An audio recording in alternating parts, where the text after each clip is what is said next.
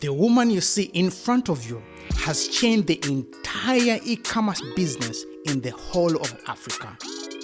She started the Alibaba of Africa, connecting remote places in the African continent and opening the way to the whole world. She has helped many traders in the African countries to get access to the Western and European markets. This woman has done what was once thought impossible, possible. I'll tell you why she started this business, where she got the money to start, and why the hell she left a rewarding career in banking. This is Uzo-Ojinnaka. My name is Uzo-Ojinnaka, founder, CEO, Traders of Africa, TOFA. Uzo-Ojinnaka's idea to create an e-commerce business came in an unconventional way. But first, let me tell you how it all started.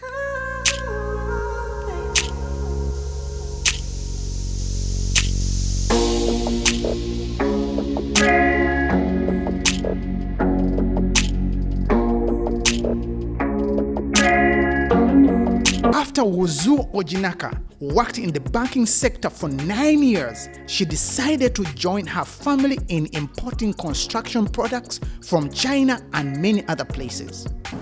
Having worked in various Nigerian banks for 9 years plus, I joined my family business where we were importing and selling various construction finishing products like tiles, sanitary, electricals, light fitting. While studying in Switzerland for her master's degree, she had issues accessing foreign exchange to pay for her goods in China for her family business. She said that dollars were scarce at the time. 2016, early 2017 was the time when the Nigerian government put FX control. Dollar was scarce and we couldn't pay for some of our imports from China. And yet, she had an invoice to pay for her goods in China.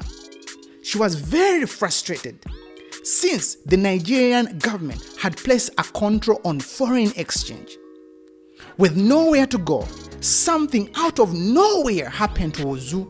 This is what she had hoped for, and now she was finally going to get it. Someone introduced her to an Indian merchant that wanted 20 containers of ground nuts and asked if she could help her source the product. This sounded good to be true. She accepted the request because she saw an opportunity of making the foreign exchange she desperately needed to help her pay for her goods in China. But how could she fulfill such a big order from the Indian lady if she had never in her life traded in groundnuts, not even knowing any person who traded in the same? She came up with a brilliant idea. She put together a team to help her look for large deposits of groundnuts anywhere. But sadly, she failed to find such large deposits of groundnuts anywhere. So what could she do? Tell the lady that she couldn't fulfill the order and lose the chance of foreign exchange she desperately needed, or try to pretend? With nothing to do, she lost the deal. This was the deal that would have paid for her goods in China.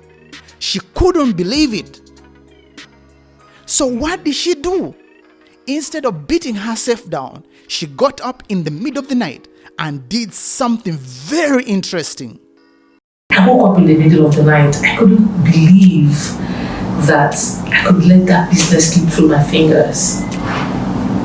That night, I couldn't believe also that there is no platform where anyone could see products originating from Africa.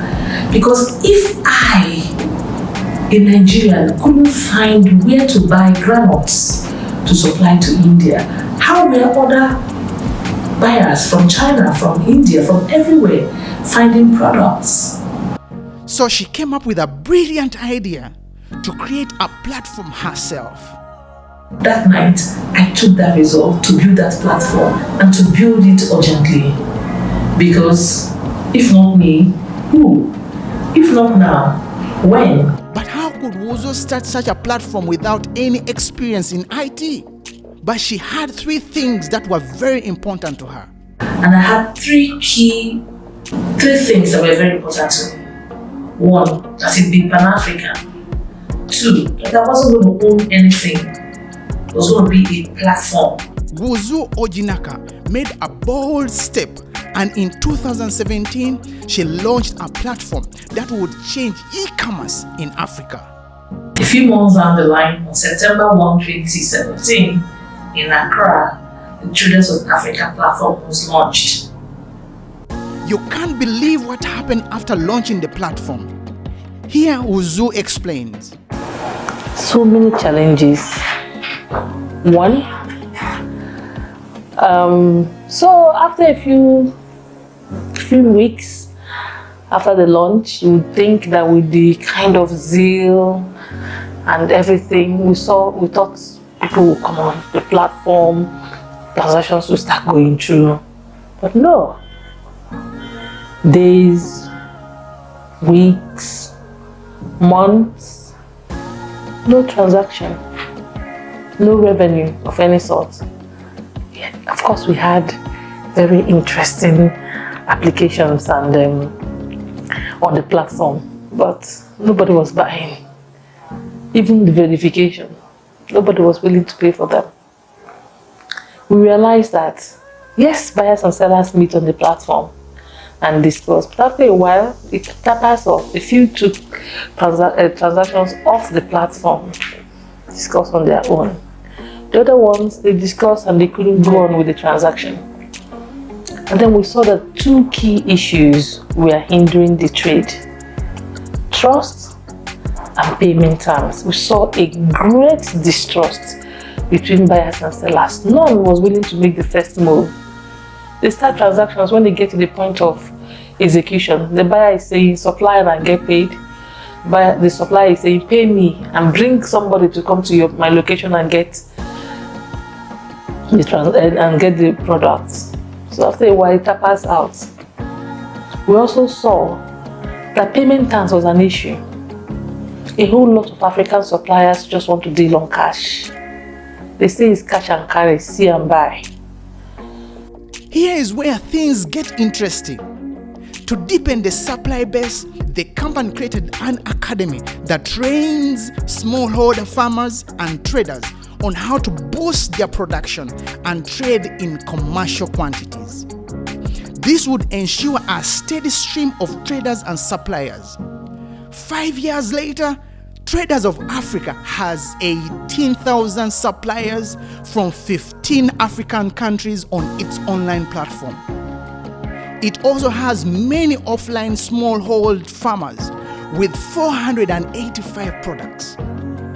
Although she started with agro commodities, the company soon expanded into other products, such as fashion accessories, minerals and metals, food and beverages, beauty products, packaging, construction materials, and furniture. The website can be used for any raw material and product. Uzo-Ojinnaka says as long as there is strong demand, they can meet it. Traders of Africa takes a commission of each transaction that is processed. The company's annual revenue is $4.8 million. She plans to add many more offices in Africa to meet the demand. In her own words, she says, "We want to be the Alibaba of Africa. We are currently in Nigeria, Benin, Togo, Cameroon, and Mali. And we will be in Ghana, Uganda, and Tanzania.